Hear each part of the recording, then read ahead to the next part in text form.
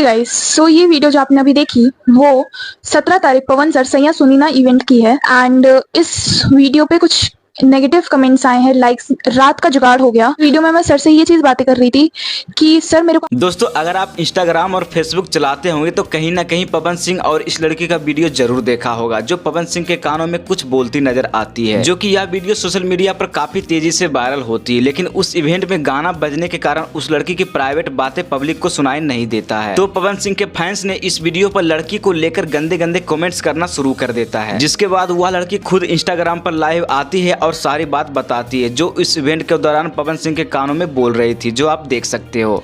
इस वीडियो में मैं सर से ये चीज बातें कर रही थी कि सर मेरे को आपके साथ वीडियो बनानी है, क्योंकि मेरा बर्थडे आ रहा है और मेरे को चाहिए कि आपके साथ वीडियो बने और मैं अपने बर्थडे पे पोस्ट करूं। ऐसे में दोस्तों, क्या आपको लगता है कि यह लड़की पवन सिंह से वही बात बोल रही थी जो अभी बोल रही है? मुझे तो बट कुछ और लगता है। खैर दोस्तों, आपके हिसाब से यह लड़की पवन सिंह के कानों में क्या बोल रही थी, कमेंट करके जरूर बताइएगा।